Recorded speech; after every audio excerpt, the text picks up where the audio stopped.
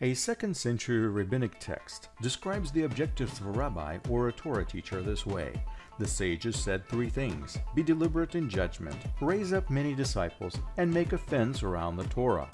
Many teachers of Torah in the 1st century, and Jesus was one of them, engaged in the peculiar practice of building fences around God's commandments. What is a fence around the Torah? It's a protective measure around a commandment, an extra layer of rules. First, one has to break the tradition, and only then he will be in a position to transgress the actual holy commandment.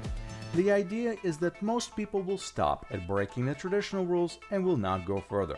For example, the Torah prohibits the use of yeast, fermentation, and leaven during the Feast of Unleavened Bread. The tradition is stricter and forbids the use of all regular flour, even rice, due to the risk of natural fermentation occurring in all grain products. That's a fence, and Yeshua engaged in this type of fence building too.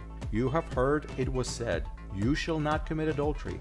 But I say to you that everyone who looks at a woman with lust for her has already committed adultery with her in his heart.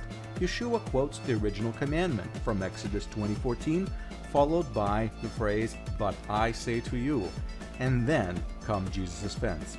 Jesus is not giving a new commandment or even changing it. He is adding a layer to it, making it harder to break, reinforcing it with a fence. His fence is a practical measure which will help one keep the commandment.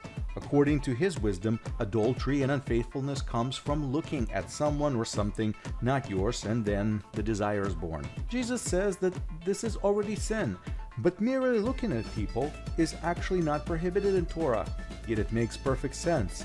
So the fence is simple. Avoid inappropriate looking that leads to inappropriate desires, and you will not commit the actual sin of adultery. Follow this added rule and avoid trouble. This is Jesus building a fence around a biblical commandment, just like the other rabbis of his day.